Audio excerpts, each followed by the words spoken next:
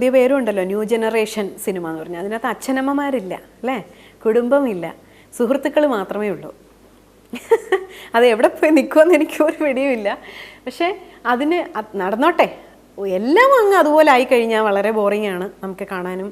അല്ലെ നമ്മുടെ ഒരു മൂല്യങ്ങൾക്ക് ച്യുതി സംഭവിച്ചുകൊണ്ടിരിക്കുക. അല്ലെ ഒരുപാട് ഇൻഫ്ലുവൻസ് ചെയ്യും ഈ സിനിമ മേഖല എന്ന് പറഞ്ഞ സമൂഹത്തിന്, അല്ലേ? ഇല്ലെന്ന് പറയാൻ പറ്റുമോ?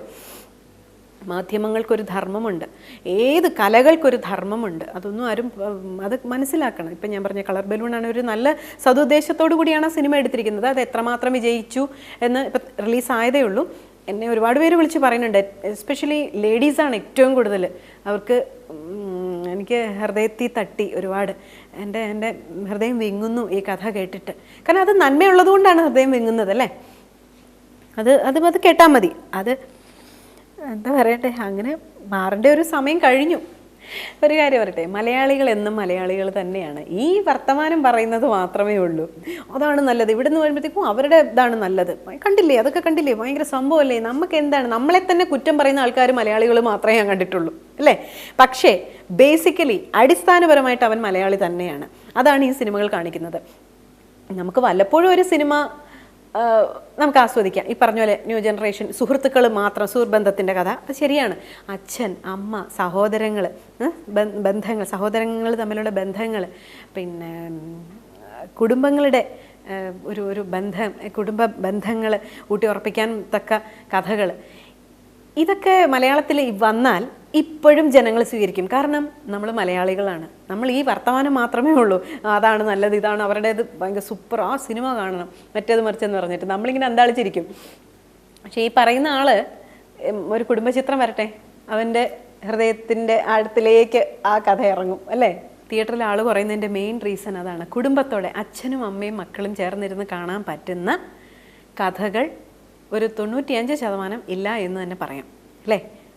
ഇപ്പം കൂടുതൽ കോളേജിലെ സ്റ്റുഡൻസും ഫ്രണ്ട്സും ഒക്കെ അല്ലേ, അങ്ങനെ മാത്രമേ പേടിയാ. അച്ഛനും അമ്മയും കൂടെ പോയിരിക്കുമ്പം, ഞാനൊക്കെ എൻ്റെ അച്ഛൻ്റെ അമ്മയുടെയും കൂടെ മാത്രമേ സിനിമ പോയി കണ്ടിട്ടുള്ളൂ. ഇന്നും ഒറ്റയ്ക്കോ എൻ്റെ ഫ്രണ്ട്സോ അങ്ങനെയൊന്നുമില്ല, ഞാൻ പോയിട്ടേ ഇല്ല. ഇപ്പോഴും ഇന്നിപ്പോൾ ഒരു സിനിമ പോകണമെന്നുണ്ടെങ്കിൽ അച്ഛനും അമ്മേൻ്റെ കൂടെ ഉണ്ടാവും, അവരെ കൂട്ടാണ്ട് ഞാൻ പോവില്ല. അപ്പം ഞാനിപ്പോൾ എത്ര നാളായി തിയേറ്ററിൽ പോയി കണ്ടിട്ടെന്നറിയാം. ഒരു വർഷത്തിൽ 1 അല്ലെങ്കിൽ 2 വർഷം കൂടുമ്പോൾ ഒരെണ്ണോ വല്ലോ ഞാൻ പറഞ്ഞാൽ നിങ്ങൾ വിശ്വസിക്കണം, ഞാൻ തിയേറ്ററിൽ പോയി കാണുന്ന കുറവെന്നല്ല, തീരെ ഇല്ല എന്ന് പറയും. കാരണം ഇതാണ്, എനിക്ക് ഭയമാണ്. എൻ്റെ അച്ഛൻ്റെയും അമ്മയുടെയും എൻ്റെ കുഞ്ഞിൻ്റെയും കൂടെ ഇരുന്ന് ഞാൻ സിനിമ കാണുമ്പോൾ അങ്ങനെ സിനിമകളില്ല, അതുകൊണ്ട് തന്നെയാണ് ഞാൻ പോകാത്തത്. ഈ പറഞ്ഞത് വളരെ കറക്റ്റായിട്ടുള്ളൊരു കാര്യമാണ്. പിന്നെ ഭൂമി ഉരുണ്ടതാണ്, തിരിച്ച് കറങ്ങി എന്തായാലും അവിടെ തന്നെ വരും. അതുപോലെയുള്ള സിനിമ എത്രയെന്ന് വെച്ച് എടുക്കാൻ പറ്റും? കുറേ എടുക്കും, കുറേ പേര് കാണും. അപ്പോൾ അതിനിടയ്ക്ക് അവർക്ക് തോന്നും, ഇല്ല നമ്മുടെ ആൾക്കാർ ഇത് തന്നെയാണ്, ഇതെടുത്താലേ നന്നാവും. അതാണ്, വരും, തീർച്ചയായിട്ടും നല്ല സിനിമകൾ മലയാളത്തിൽ വരും.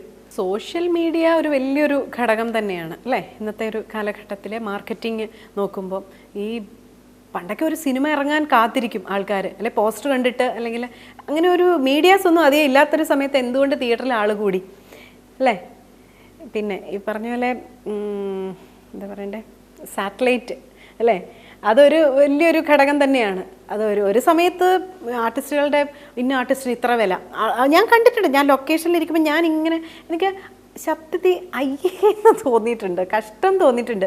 ചില ആർട്ടിസ്റ്റുകൾ ഇരുന്ന് പറയുന്നുണ്ട്, എൻ്റെ വാല്യൂ, എനിക്കിപ്പോൾ എൻ്റെ പടം ഇപ്പം എടുത്തത് ഇത്ര രൂപയ്ക്കാണ്, എനിക്കിപ്പോൾ മാർക്കറ്റ് വാല്യൂ, ഇപ്പം എൻ്റെ കഴിഞ്ഞ പടം ഇത്രയും ആയില്ലേ, അതുകൊണ്ട് എനിക്ക് മാർക്കറ്റ് വാല്യൂ കൂടിയെന്ന് പറയുന്ന ഒരു നടൻ. എനിക്ക് ആ ബഹുമാനമായി പോയി ആ മനുഷ്യനോടുള്ള. അത് ആരെന്നൊന്നും ചോദിക്കരുത്, അങ്ങനെ പറഞ്ഞു. പക്ഷെ ആ മനുഷ്യൻ ഇപ്പോൾ ഒരു മാർക്കറ്റും ഇല്ല, ഇപ്പം കാണുന്നേ ഇല്ല, ഒരു സിനിമയിലും കാണുന്നില്ല. അങ്ങനെ പറഞ്ഞ ഒരു മനുഷ്യൻ, എന്തൊരു അഹങ്കാരമായിരുന്നു. ഞാനത് മനസ്സിൽ വിചാരിച്ചതാണ്, അങ്ങനെയൊന്നും പറയാൻ പാടില്ലായിരുന്നിട്ടല്ലേ. സ്വയം അങ്ങ് മാർക്കറ്റ് ചെയ്യുക. പിന്നെ ഈ പറഞ്ഞ പോലെ സ്വയം ഫേസ്ബുക്കിൽ ഇട്ടിട്ട് സെൽഫീസ് ഇട്ടിട്ട് സ്വയം മാർക്കറ്റ് ചെയ്യുന്ന ഒരു ഇത് എത്ര അങ്ങനെയൊക്കെ ചെന്ന് പറഞ്ഞാലും ജനങ്ങളുടെ മനസ്സിലേക്ക് ചെല്ലണം എന്നുണ്ടെങ്കിൽ ചില മാനദണ്ഡങ്ങളുണ്ട്, ചില കാര്യങ്ങളൊക്കെ ഉണ്ട്. ഈ സാറ്റലൈറ്റ് റേറ്റ് നോക്കിയിട്ടും അതൊക്കെ കുറയ്ക്കണം ശരിക്കും. ഇപ്പം ചാനലൊക്കെ ഒത്തിരി കുറച്ചില്ലേ, അത് നന്നായി, അത് നല്ലൊരു കാര്യം തന്നെയാണ്. സിനിമ എന്നെ വലുതായിട്ടൊന്നും പഠിപ്പിച്ചിട്ടില്ല. പഠിപ്പിച്ചിട്ടുണ്ടെങ്കിൽ നല്ലത് മാത്രമാണ്, നല്ല രീതിയിൽ. കാരണം കുറച്ച് സിൻസിയറായിരുന്നു ഞാൻ, കുറച്ച് നിഷ്കളങ്കത കൂടുതലുണ്ടായിരുന്നു എനിക്ക് ഞാൻ വന്ന സമയത്തൊക്കെ. ആ ഒരു നിഷ്കളങ്കതയൊക്കെ കുറച്ച് പോയിട്ടുണ്ട് എൻ്റെ. സിനിമ പഠിപ്പിച്ചത് അതാണ്. കൂടുതൽ ആത്മാർത്ഥത, അല്ലെങ്കിൽ സത്യസന്ധമായി കണ്ടതും കേട്ടതും എല്ലാം ഞാൻ അത് കണ്ടു കേട്ടു, അയ്യോ ഞാനത് കണ്ടതാണല്ലോ, അല്ല ഞാനത് കേട്ടതാണല്ലോ, അത് അങ്ങനെയാണ് എന്ന് പറയുമ്പോൾ അത് അങ്ങനെയൊന്നും പറയാൻ പാടില്ല, അത് നമുക്ക് തന്നെ തിരിച്ചടി കിട്ടും എന്നുള്ള പാഠം പഠിപ്പിച്ചു. കൂടുതലായിട്ട് ഏറ്റവും കൂടുതൽ സെൻസറിങ് വേണ്ടത് സീരിയലിലാണ്. അയ്യോ ദൈവമേ, കണ്ടിരിക്കാൻ പറ്റില്ല. ഞാൻ മൊത്തത്തിൽ അടച്ചാക്ഷേപിക്കല്ല, കാരണം സീരിയൽ എന്നെ ഒരുപാട് ഉയർത്തിയിട്ടുണ്ട്. പബ്ലിസിറ്റി ആയാലും സാമ്പത്തികമായിട്ടാണെങ്കിലും ഞാൻ ഒരിക്കലും അതിനെ അടച്ചാക്ഷേപിക്കുകയല്ല. പക്ഷേ ഇപ്പോഴത്തെ ഒരു അവസ്ഥ അതിഭീകരമാണ്. ഞാൻ അതുകൊണ്ട് തന്നെയാണ് ഇപ്പോൾ നമുക്കറിയാം മാതൃഭൂമിയുടെയൊക്കെ സീരിയൽ ഞാൻ 2-3 ചെയ്തിട്ടുണ്ട്. ആ കഥാപാത്രങ്ങൾ ഇപ്പോഴും ഞാൻ അവിടെ ചെല്ലുമ്പോഴും സ്വപ്നത്തിലെ ജാനകി, മേഘത്തിലെ കൃഷ്ണ പറയുന്ന ആൾക്കാരുണ്ട്. എത്രയോ 10 വർഷത്തിനൊക്കെ മുൻപെയാണ് ആ സീരിയലിലെ കഥാപാത്രങ്ങൾ ഇപ്പോഴും ഓർക്കുന്നുണ്ട്. പക്ഷേ ഇപ്പോഴത്തെ കഥാപാത്രങ്ങളോ ആർട്ടിസ്റ്റുകളുടെ പേരോ പുതിയ പിള്ളേരൊക്കെ ഒത്തിരി വന്നിട്ടുണ്ട്, നമ്മുടെ മനസ്സിൽ തങ്ങി നിൽക്കുന്നില്ല. മാത്രമല്ല അമ്മയമ്മ പോരെ, കുശുമ്പ്, കുന്നായ്മ, പിന്നെ കള്ളം പറയുക, ചതി, ഒരു കുഞ്ഞിന് വിഷം കൊടുക്കുക, അങ്ങനെ ഇതെന്താ മനസ്സിലാവാത്ത കാര്യം. ഞാൻ അതുകൊണ്ട് തന്നെയാണ് എനിക്കിപ്പോൾ ഞാനിപ്പോൾ സീരിയലേ ചെയ്യുന്നില്ലല്ലോ. മലയാളത്തിൽ സീരിയൽ ദേവി മഹാത്മ്യം കഴിഞ്ഞൊരു സീരിയൽ ഞാൻ ചെയ്തു. എനിക്കങ്ങോട്ട് തീരെ പറ്റാണ്ടായപ്പോൾ ഞാൻ എന്നിട്ട് സംവിധായകൻ തന്നെ പറഞ്ഞു, ഇല്ല പ്രവീണ മാറിക്കോളൂ.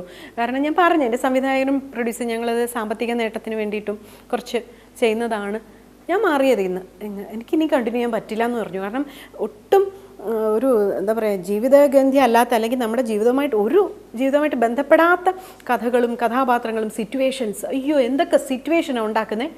ഒരിക്കലും നമ്മൾ ഒരു കുടുംബത്തിലും നടക്കാത്ത സിറ്റുവേഷൻ. ഇതൊക്കെ കണ്ട് മണ്ടന്മാരാവുകയാണ് ശരിക്കും സാധാരണ ജനങ്ങൾ.